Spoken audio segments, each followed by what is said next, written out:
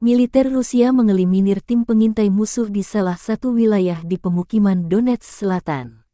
Di area salah satu pemukiman, pasukan pengintai yang dipimpin Sersan Senior Vadim Esipov menemukan detasemen tim pengintai militer Ukraina. Diam-diam mendekati posisi musuh, prajurit Rusia melancarkan serangan mendadak. Selama pertempuran, Vadim Esipov menghancurkan 4 penyabot, kendaraan lapis baja asing, dan kemudian mundur bersama kelompoknya ke area aman.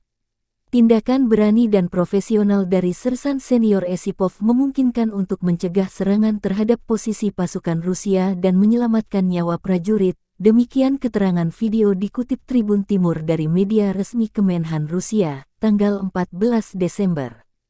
Juru bicara militer Rusia Letnan Jenderal Igor Konasenkov, tanggal 14 Desember merilis secara total 343 pesawat terbang dan 183 helikopter militer Ukraina dinetralkan.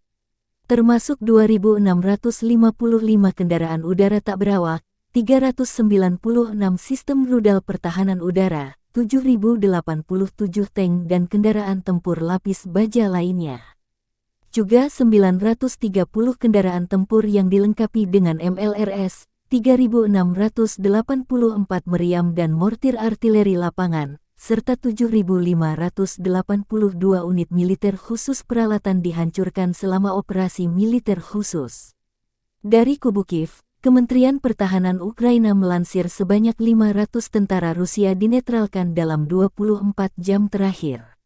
Rusia sudah kehilangan total 95.260 prajurit, termasuk 281 jet tempur dan 264 helikopter. Konflik Rusia-Ukraina mendekati bulan ke-10 belum ada tanda-tanda perdamaian.